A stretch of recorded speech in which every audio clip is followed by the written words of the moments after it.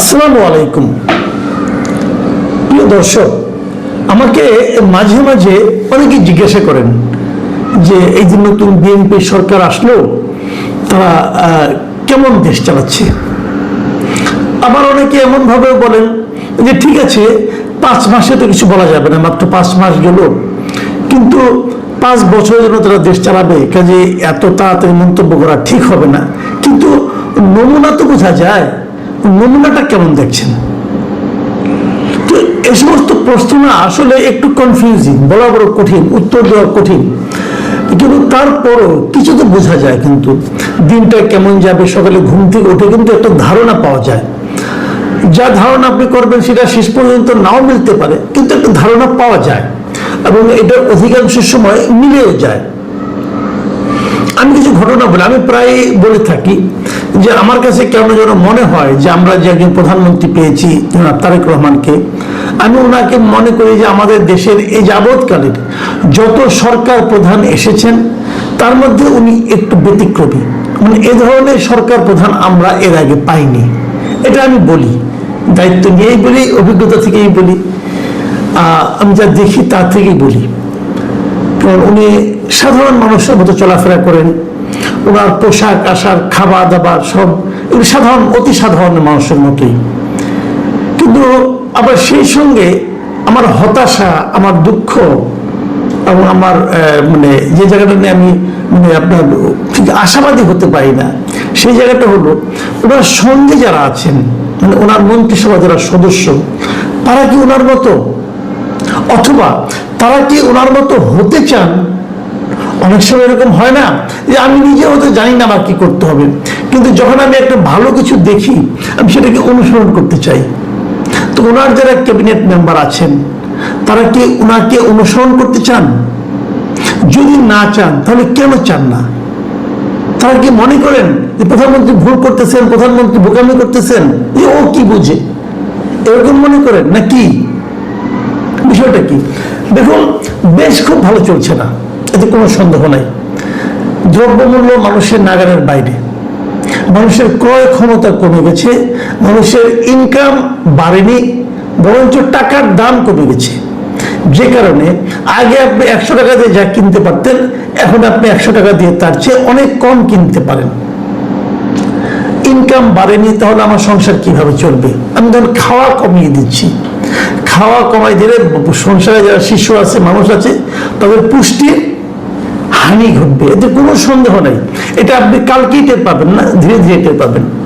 কিন্তু আমি যেটা বলছিলাম যে তার মধ্যে একটা সান্ত্বনা থাকে, যদি আমি দেখতাম যে আমার মন্ত্রীরা চেষ্টা করছেন, আমার মন্ত্রীরা আমাদের কথা ভেবে আমাদেরকে ফিল করার চেষ্টা করছেন, আমাদেরকে উপলব্ধি করার চেষ্টা করছেন যে আমরা কত কষ্টে আছি, সেভাবে তারা চলবেন। তারা কি তা চলছেন? আমি আপনাদের দুটো ঘটনা বলবো আজকে। একটা ঘটনা, গতকালকে একটা আদেশ জারি করা হয়েছে সরকারের পক্ষ থেকে, এবং সেই আদেশে 18 জন মন্ত্রীর চলাচলের সময় যে পুলিশের যে প্রটোকল সেটাকে প্রত্যাহার করা হয়েছে, সরকার করেছে। এবং সেটা জানা গেছে এটা টোটালি তারেক রহমান সাহেবের, মানে মাননীয় প্রধানমন্ত্রীর ব্যক্তিগত উৎসাহ অথবা আগ্রহ অথবা ওনার নির্দেশনাতে এটা কমানো হয়েছে। উনি বলেছেন এই প্রোটোকলগুলোর দরকার নেই। তার মানে 18, এই যে আমরা দেখি না রাস্তাতে যখন মন্ত্রী চলাচল করেন, তার সামনে পেছনে গাড়ি থাকে, অনেক গাড়ি হুইসেল বাজে বাজে যায়, এবং সেখানে পুলিশের বিভিন্ন র্যাঙ্কের বেশ কয়েকজন লোক থাকে, হ্যাঁ, এবং তাদের দায়িত্ব হলো মন্ত্রীকে ঠিকঠাক মতো তার গন্তব্যে পৌঁছে দেওয়া, এবং সারাক্ষণ তারা মন্ত্রীর সঙ্গে থাকেন। মন্ত্রী যখন ঢাকায় থাকেন তখনও থাকেন, যখন ঢাকার বাইরে যান তখনও যান। ওনারা মন্ত্রীকে নিরাপত্তা দেন। মানে ভাবখানা এমন, আমাদের মন্ত্রী আর গণশত্রু, একে একে গেলে মানুষ তাদের মেরে ফেলবে, কাজে মানুষের এই তারা যাতে নাকি মারতে না পারে, এই জন্য তাকে নিরাপত্তা দেওয়া দরকার। আচ্ছা ভাবুন তো, আজকে থেকে 1 বছর আগে এখন যারা এরকম নিরাপত্তা পাচ্ছেন, তারা কি ঢাকা শহরে চলাফেরা করতেন না? তারা কিন্তু নিরাপদ ছিলেন, তাদের উপর কোনো হামলা হয়েছে? দেখুন, বিএনপি কিন্তু খুবই একটা আওয়ামী লীগের জন্য ঝুঁকিপূর্ণ দল ছিল। ঝুঁকিপূর্ণ এই অর্থে আওয়ামী লীগ ভাবতো বিএনপি তাদের কাছ থেকে ক্ষমতা কেড়ে নেবে। আবার যখন অন্তর্বর্তীকালীন সরকার আসলো, তখন তো বিএনপি একটা সম্ভাবনাময় দল, মানে বিএনপি ক্ষমতায় যাবে সবাই ভাবতো। যারা বিএনপিকে ক্ষমতায় যেতে দিতে চায় না, তারা কি চাইলে বিএনপির নেতাদের উপর আক্রমণ করতে পারতো না? তখন কি বিএনপির এই প্রোটোকলের দরকার পড়তো এই লোকদের, এই নেতাদেরকে, যে নেতাদের নাম বললাম, তারা তখন তাদের প্রোটোকল দরকার পড়তো? তারা কেউ আহত হয়েছিল, কেউ আক্রমণের শিকার হয়েছিল? হয়নি। তাহলে এখন তাদের প্রোটোকল লাগে। কারণটা কি? কারণটা এখন ওনারা মন্ত্রী হয়েছেন, ওনারা বোঝাতে চান যে আমি আর তুমি অনেক পার্থক্য। তুমি আমাকে আমার কাছেও তাকাতে পারবে না, তুমি আমাকে দূরের থেকে দেখবা, আমার চারদিকে পুলিশ থাকবে, এবং তোমরা দেখবা আমরা আজকে অন্য একজন গ্রহের লোক। এই যে মানসিকতা, এই মানসিকতার কারণে তাদের প্রোটোকল লাগতো। 18 জন মন্ত্রীর প্রোটোকল প্রত্যাহার করা হয়েছে, সরকার প্রধান করেছেন। সরকার প্রধান যিনি আছেন তারেক রহমান, ওনারও প্রোটোকল উনি কমিয়ে এনেছেন। ওনার প্রোটোকল আছে কিন্তু কমিয়ে এনেছেন। আগে 4টা গাড়ি থাকতে 2টো গাড়িতে নিয়ে আসছেন। উনি কিন্তু আরো অনেক কিছু করেছেন। আগে প্রোটোকলের ব্যাপারটা আমি সারি। তাহলে এই 18 জন মন্ত্রী বাদ হয়ে গেল, কিন্তু সব মন্ত্রী কিন্তু বাদ হলো না। তারপরেও 6 জন মন্ত্রী প্রোটোকল পাবেন, এবং 6 জন মন্ত্রীর সঙ্গে একজন উপদেষ্টা, মানে যিনি জনগণের একটা ভোটও পান নাই, যিনি কোনো ভোটই পান নাই, যিনি প্রধানমন্ত্রীর বদান্যতায় উপদেষ্টা হয়েছেন, যিনি ইউনিভার্সিটির টিচার ছিলেন।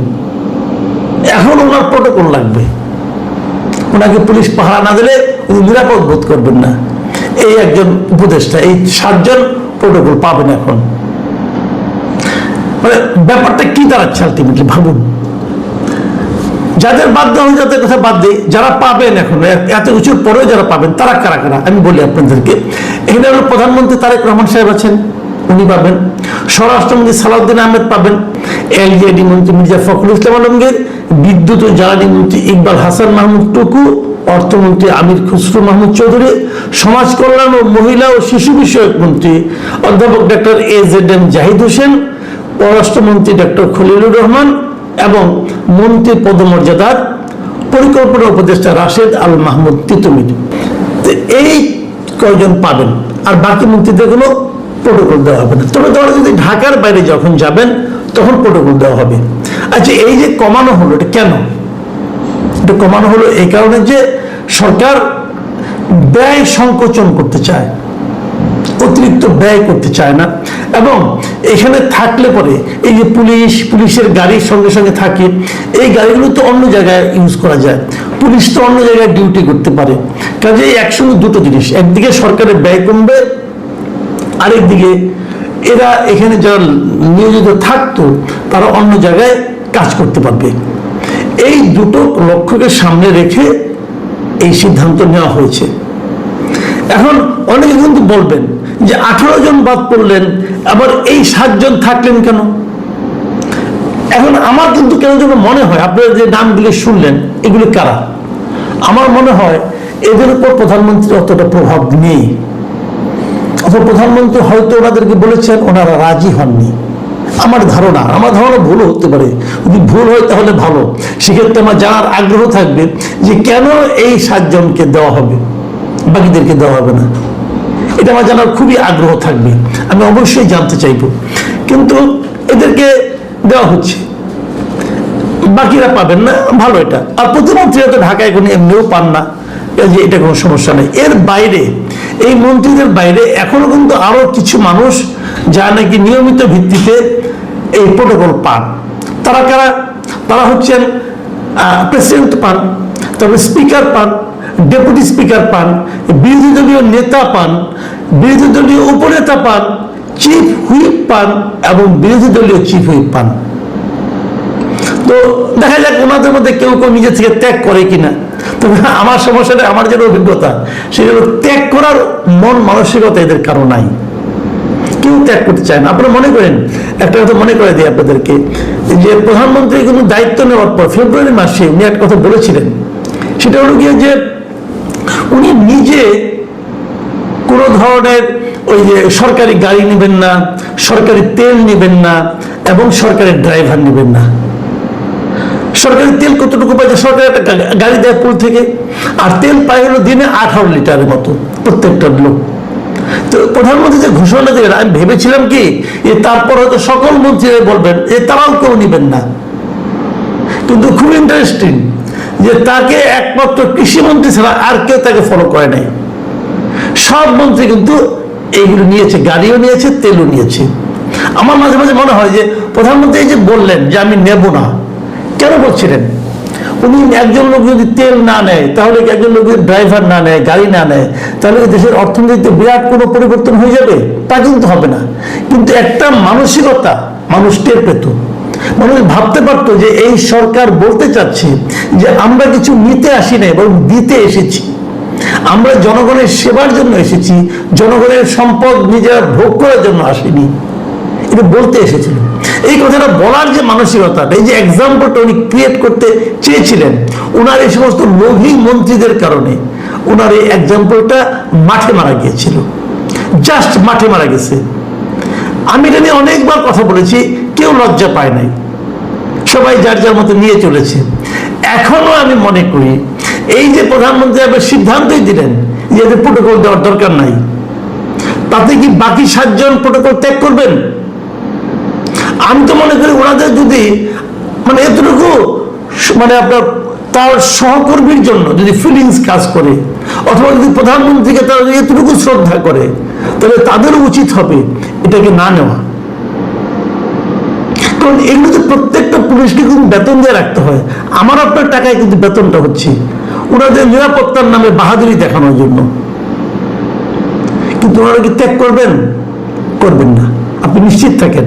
এবং আমার কেন যেন সন্দেহ হয়, প্রধানমন্ত্রী যে 18 জনের যে প্রত্যাহার করে নিয়েছেন, এই সিদ্ধান্ত সম্ভবত উনি অটল থাকতে পারবেন না, আমার কেন যেন সন্দেহ হয়। আবার তো আগের অবস্থায় ফিরে আসতে হতে পারে। দেখেন, আমি এই যে সন্দেহটা করলাম, কেন করলাম সেটাও বলি আপনাদেরকে। সরকার মাঝখানে এই মাসের শুরুর দিকে 9 তারিখের দিকে সম্ভবত সরকার একটা সিদ্ধান্ত নিয়েছিল যে এই যে যত আমলা আছে না, এই আমলাদের কিন্তু সরকার যারা নাকি ডেপুটি সেক্রেটারি কিংবা তার চেয়ে বেশি, তাদের কিন্তু সরকার গাড়ি কেনার জন্য টাকা দেয়। তারা বিনা সুদে একটা টাকা পায়, সেই টাকার পরিমাণ কিন্তু কম না, প্রায় 30 লাখ টাকার মতো তারা পায়। তারা এটা দিয়ে গাড়ি কিনবে, এবং সেটা হলো কি কোনো সুদ না।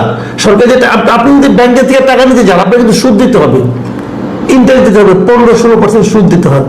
কিন্তু তারা 30 লাখ টাকা পাবে, কোনো রকম সুদ দিতে হবে না তাদেরকে। এবং কেবল তাই না, সেই সুদমুক্ত টাকা দিয়ে তারা গাড়ি কিনবে, এবং সেই গাড়ি রক্ষণাবেক্ষণের জন্য, গাড়িতে তেল, তার পানি ইত্যাদির জন্য প্রতি মাসে 50,000 করে টাকা পাবে। এটা শেখ হাসিনা সরকার করেছিল আইনটা।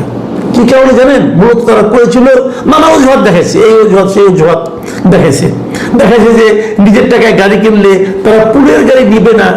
এই যে পুলের গাড়ি নিবে না, এটা একটা বোকাস কথা। এই কারণে আপনি নিশ্চিত থাকেন, এই যে সরকারি টাকায় যে গাড়িটা তারা কেনার পর তারা এই গাড়ি ইউজ করে না, তো তারা তো পুলের গাড়ি ইউজ করে। মানে তাদের সচিবালয়ের অধীনস্থ কোনো কর্পোরেশন অথবা কোনো প্রজেক্ট, তাদের গাড়ি তারা ইউজ করে। আপনারা খুঁজতে দেখেন, আমি মিথ্যা বললাম কেউ সত্য বললাম। এবং বিনা সুদে নেওয়া 30 লাখ টাকা দিয়ে গাড়ি কিনে, এবং সেই গাড়ির জন্য প্রতি মাসে 50,000 করে টাকা নেয়। টাকাটা কার ভাই? টাকাটা কার? আপনি যদি অন্যভাবে ভাবেন, আমি আপনাকে আরেকটা উদাহরণ দিয়ে বলি। আপনার একটা মনে করেন বিশাল বাড়ি আছে, সেই বাড়ির রক্ষণাবেক্ষণ করার জন্য, অথবা বাজার করার জন্য, অথবা পাহারা দেওয়ার জন্য আপনি কিছু লোক রাখছেন, বেতন দিয়ে রাখছেন। এখন তারা বলতেছে তারা তাদের গাড়ি কেনার জন্য, তারা তাদের জিনিসপত্র কেনার জন্য বিনা সুদে টাকা নেবে, তারা কোনো সুদ দেবে না, টাকা নেবে। এবং সেই জিনিসগুলোকে মেনটেন করার জন্য তারা আবার ভাতা পাবে।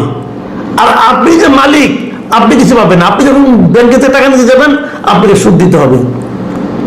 মালিকের চেয়ে ভৃত্যের পাওয়ার বেশি। সমাজে যখন মালিকের চেয়ে চাকরের পাওয়ার বেশি হয়ে যায়, তখন যে দুরবস্থাটা হয়, আমাদের দেশের দুরবস্থার পিছনে এটাই কারণ।